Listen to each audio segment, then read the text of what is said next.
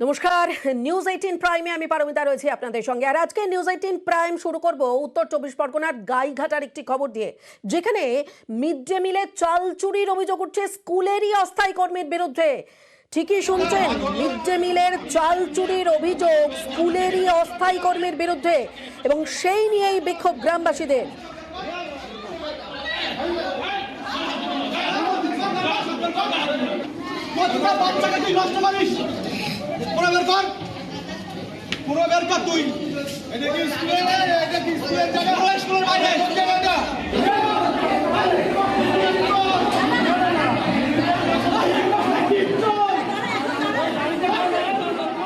আর এই ঘটনায় প্রধান শিক্ষক, তাকে ঘিরেও বিক্ষোভ দেখান গ্রামবাসীরা।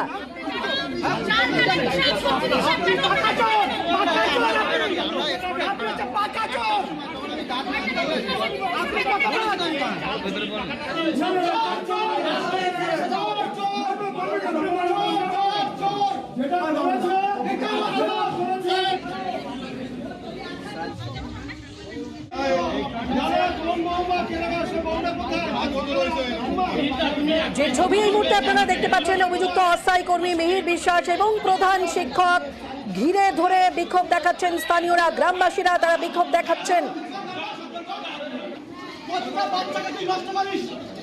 স্কুলের মিড ডে মিলের চাল এর রেগুলার চুরি করে, এর সঙ্গে হেডমাস্টার জড়িত, এর সঙ্গে ক্লার্ক জড়িত। আর স্কুলের মধ্যে এটা অনেকদিন ধরেই হচ্ছে, আজকে হাতে নাতে ধরা পড়েছে, হাতে নাতে ধরা পড়েছে, স্বীকারও করেছে। দুবার চাল হাতে করে নিয়ে বেরোচ্ছে, আমিও দৌড়িয়ে এসেছি। এসে আমি বললাম দাঁড়াও ওইখানে। দাঁড়ানোর পরে সেখানে দাঁড়ানোর পর দেখি দুই ব্যাগে দুটো চাল খবরের কাগজ দিয়ে ঢাকা রয়েছে। এবার জিজ্ঞাসা করার পর বলছে আমি কন্ট্রোলের চাল কিনতে এসেছি। তা বলছে কন্ট্রোলের চাল তুমি স্কুলের থেকে কেন কিনতে এসছো? তখন বললো যে আমাকে মিহির বিক্রি করেছে আমার কাছে। এদিকে যার বিরুদ্ধে অভিযোগের আঙুল উঠছে, অর্থাৎ অস্থায়ী কর্মী মিহির বিশ্বাস, তিনি ঠিক কি বলছেন একবার শুনুন। বাড়ির থেকে চালটা এনেছি, 10 কিলো চাল মাপা আছে, 10 কিলো চাল আমি 20 টাকা করে দিয়েছি। এবার আমি সরু চাল নিয়ে যাবো।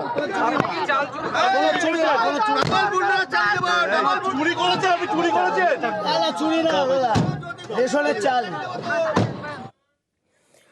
গ্রামবাসীরা তারা প্রধান শিক্ষককেও ঘিরে ধরে বিক্ষোভ দেখান।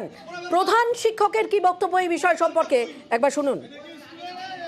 আমি 19 সালে জয়েন করার আগে থেকেই এখানে ছিল। মিড ডে মিলের চাবি তার কাছে থাকে না। আমি হেডমাস্টার মশাই, ভালো কাজ হলেও আমার উপরে সব দেয়, খারাপ কাজ হলেও আমার দিকে দেয়।